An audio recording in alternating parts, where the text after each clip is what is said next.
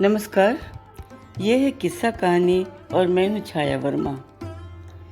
आज श्री कृष्ण जन्माष्टमी के अवसर पर मैं आपको एक ऐसे संत कवि की याद दिलाने आई हूँ जिन्हें स्कूल के दिनों में हमने आपने सबने किसी न किसी कक्षा में अवश्य पढ़ा होगा, पर आज जिंदगी की आपाधापी में हम या तो उन्हें भूल चुके हैं या उन्हें याद करने का समय ही नहीं है हमारे पास। आज सोचा आपका थोड़ा सा समय लेकर इनकी याद दिला ही दूं, क्योंकि आज जन्माष्टमी है। एक कृष्ण भक्त कवि को याद करने का सही समय। प्रसिद्ध कवि और नाटककार श्री भारतेंदु हरिश्चंद्र ने इनकी रचनाओं का स्वाद चखने के बाद उल्लसित होकर कहा था कि ऐसे मुसलमान के हर जन्म पर मैं करोड़ों हिंदुओं को निछावर कर दूं। इससे सुंदर प्रशंसा और क्या हो सकती है।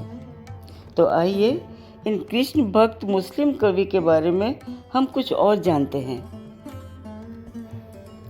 इनका वास्तविक नाम सैयद इब्राहिम था। इनका जन्म वर्ष 1548 में दिल्ली में हुआ था। ये बादशाह अकबर का समय था। ये बहुत सरल और निश्चल व्यक्तित्व के मालिक थे। एक बार एक पान की दुकान पर बाल कृष्ण की मनमोहक मूर्ति देखकर ये उनकी भोली छवि पर इतने मुग्ध हुए कि अपना धर्म, जाति, दीन, दुनिया सब कुछ भूलकर कृष्णमय हो गए। अपने हिंदू दोस्तों से बराबर कृष्ण की चर्चा करते और पूछते कि कृष्ण कहाँ रहते हैं, मुझे उनसे मिलना है। कुछ लोग उन्हें पागल समझकर इधर उधर की बात करके टाल देते, पर रसखान की बेचैनी दिनों दिन बढ़ती चली गई। वो मन ही मन कल्पना करते और कल्पना में ही बाल कृष्ण के दर्शन करते रहते। धीरे धीरे इनकी समझ में आने लगा कि कृष्ण को वो नहीं देख सकते, क्योंकि वो द्वापर में हुआ करते थे। पर वे निराश नहीं हुए। कृष्ण की बाल लीलाओं की कल्पना करके वो आनंदित होते रहे और धीरे धीरे ये कृष्ण के भक्त कवि बन गए। फिर बड़ी लगन के साथ इन्होंने कृष्ण के सम्मान में, कृष्ण की याद में कुछ सवैये रच डाले। ये सवैये बहुत मनमोहक बने हैं, जो आपको सुनाना चाहती हूँ।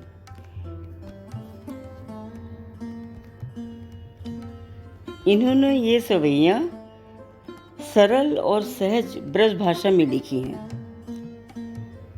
जो इनकी भक्तिमयी भावनाओं से सजी हुई हैं और पढ़ने और सुनने वालों को भी मुग्ध किए बिना नहीं रहती। इनकी रचना की शैली चित्रात्मक है। अपने सवैयों में इन्होंने भगवान से प्रार्थना की है कि अगर उनकी मृत्यु के बाद उन्हें पुनर्जन्म मिले तो ब्रजभूमि में ही किसी भी योनि में उन्हें जन्म दिया जाए, ताकि वो कृष्ण के साथ अपनी निकटता महसूस कर सकें।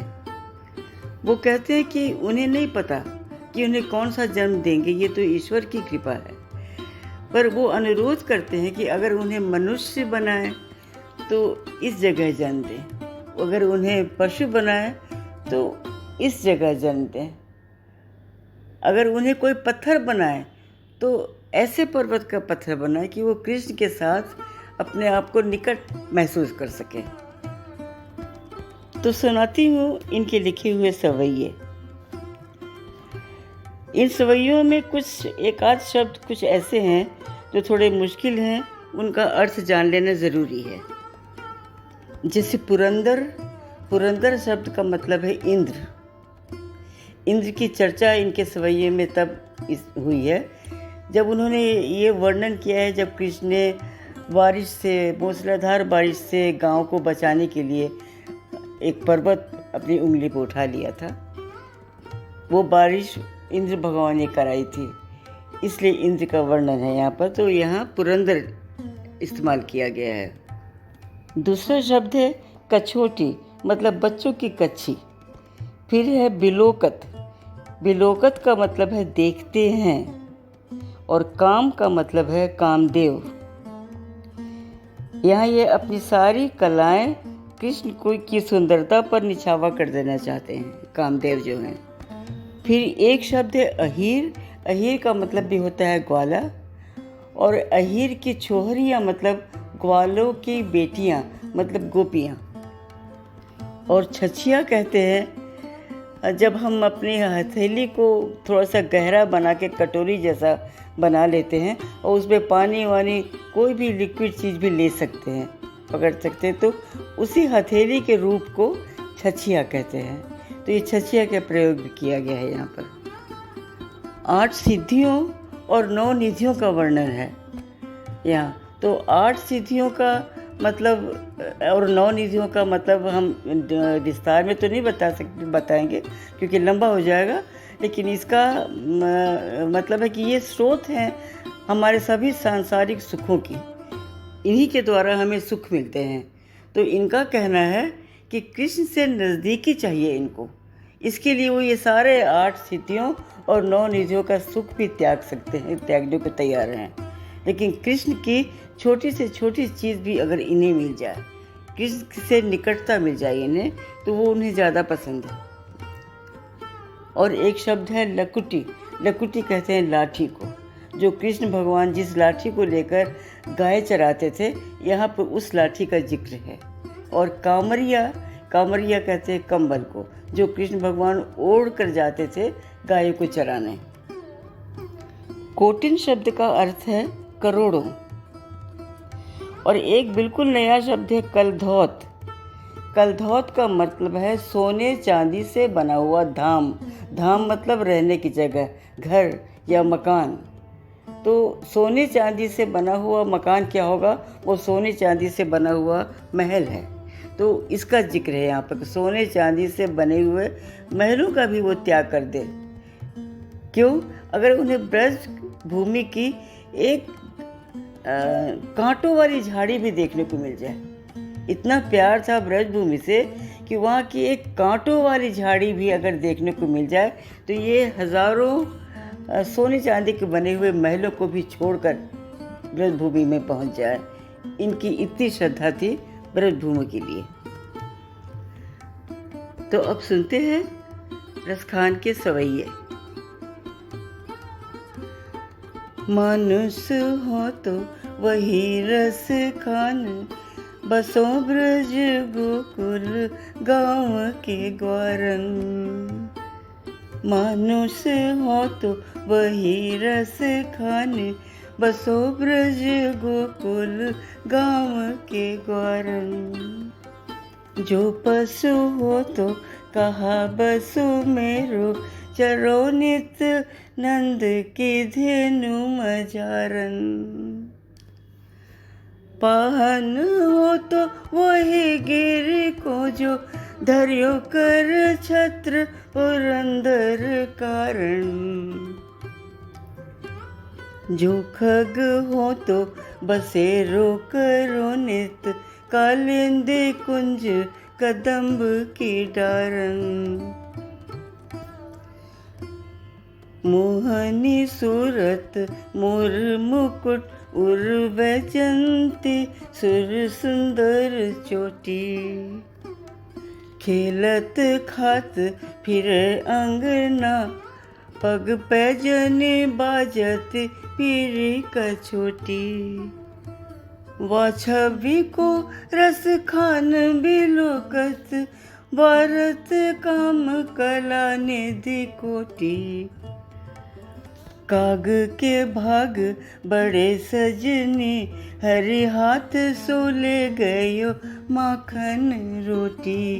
काग के भाग बड़े सजनी, हरि हाथ सोले गयो माखन रोटी। शेष महेश गणेश दिनेश, सुरेश हो जाहि निरंतर गावे। जाहे अनादि अनंत अखंड अशेष अभेद सुवेद बतावे। नारद सो सुख व्यास रटे पचिहार तउकमनि पार न पावे। नारद सो सुख व्यास रटे पचिहार तउकमनि पार न पावे। ताहे अहिर की छोहरिया छछिया भर छाछ पे नाच नचावे। ताहे अहिर की छोहरिया छछिया भर छाछ पे नाच नचावे। वालकुटी अरु कामरिया पर राजती हूँ पुर को तजी डारूं। आठहूँ सिद्धि नवो निधि को सुख नंद की गाय चराई बिसारू।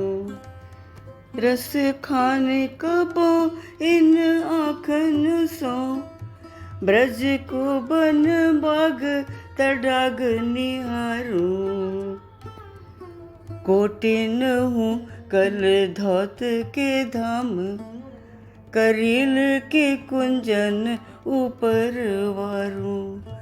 कोटिन हूँ कल धौत के धाम करील के कुंजन ऊपर वारू। मानुष हो तो वही रस खान बसो ब्रज गोकुल गाँव के ग्वारन।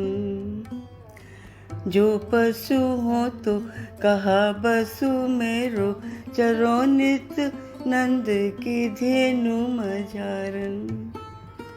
पाहन हो तो वही गिर को जे धर्यो कर छत्र पुरंदर कारण। जो खग हो तो बसेरो करो नित कालिंदी कुंज कदम की डारन। जो खग हो तो बसेरो करो नित कालिंदी कुंज कदम्ब की डारन। कालिंदी कुंज कदम्ब की डारन।